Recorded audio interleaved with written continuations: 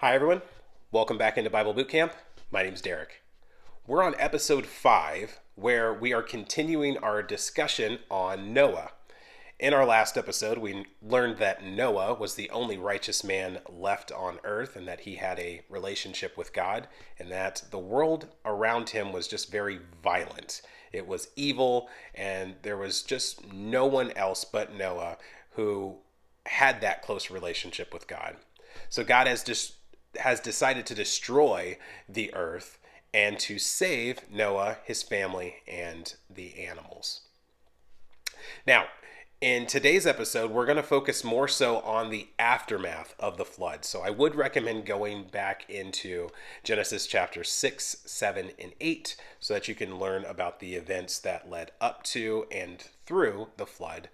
Again, today we're going to be in Genesis 9, focusing on the aftermath, where Noah and his family go into a covenant with God, and God makes a covenant with the human race moving forward.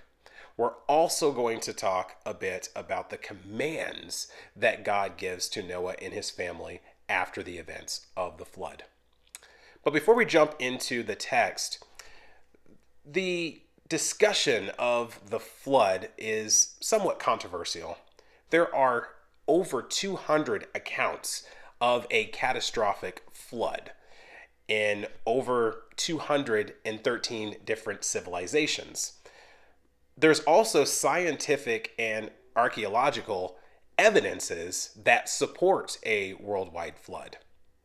Of these catastrophic events that over 200 civilizations believe happened, 95% of them say that the flood was worldwide.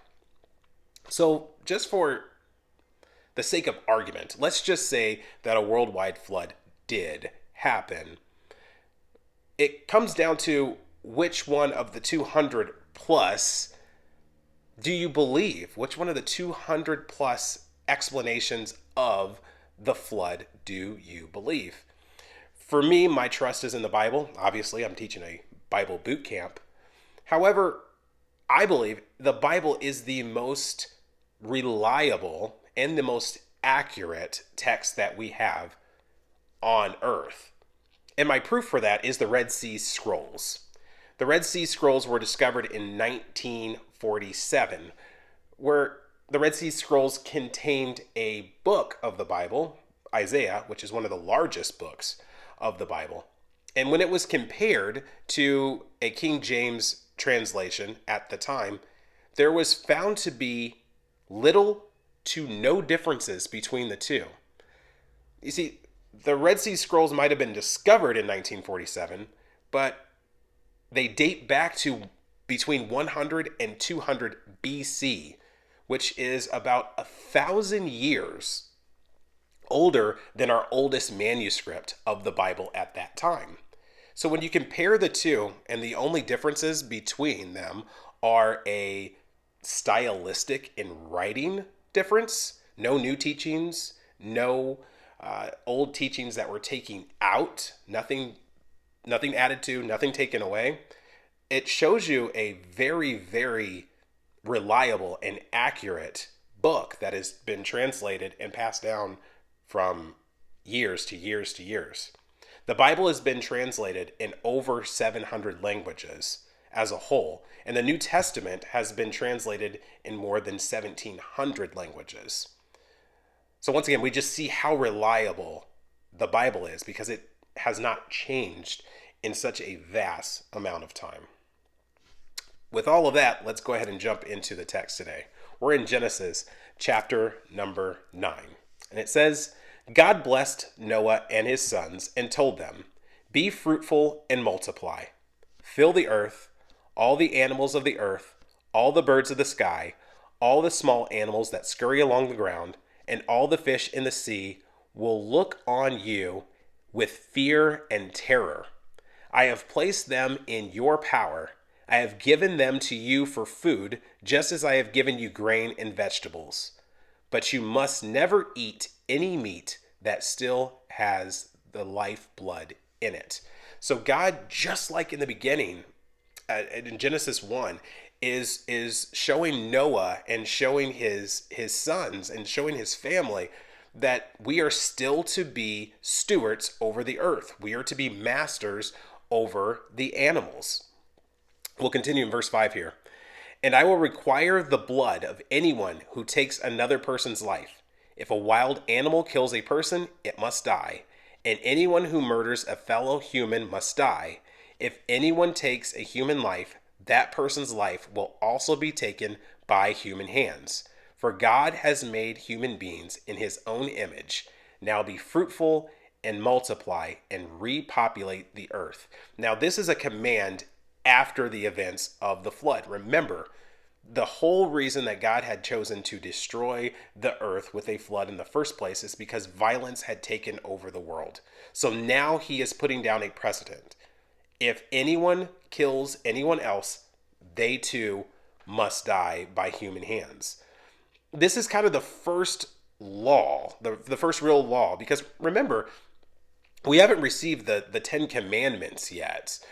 Moses has not even been born yet. So this command is to bring order and structure to the earth, this new earth that is now existing after the flood. All right, we're going to go down to verse 8. Then God told Noah and his sons, I hereby confirm my covenant with you and your descendants, and with all the animals that were on the boat with you, the birds, the livestock, and all the wild animals, every living creature on earth. Yes, I am confirming my covenant with you. Never again will flood waters kill all living creatures. Never again will a flood destroy the earth. Now, this is not saying that floods will not happen, because as we know today, floods still happen, some even very much so catastrophic. But what God is promising here is that he's never going to destroy the world, the entire earth, with a worldwide flood ever again. That was a one occurrence that will not happen again. And we'll continue in verse number 12. Then God said, I am giving you a sign of my covenant, and with you, with all living creatures, for all generations to come. I have placed my rainbow in the clouds. It is a sign of my covenant with you, with all the earth. When I send clouds over the earth, the rainbow will appear in the clouds, and I will remember my covenant with you, with all living creatures. Never again will the flood waters destroy all life. When I see the rainbow in the clouds, I will remember the eternal covenant between God and every living creature on earth.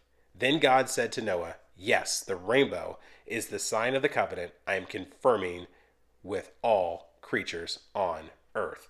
And if you notice, it says with generations to come as well. So that is still the sign of God saying, I will never destroy the earth again with floodwaters. So we can rest assured that that occurrence would only happen one time. No matter how violent this world has gotten, which we're in a time where violence does run rampant. We do not have to worry about God ever destroying the earth with a flood ever again. I hope today's message really helped with understanding. I hope that it gave you a little historical background on the flood and on the life of Noah. As we continue with this series, we are going to begin to move into the life of Abraham and his children. But we do have one more episode that we are going to get into with Noah. Until then, God bless.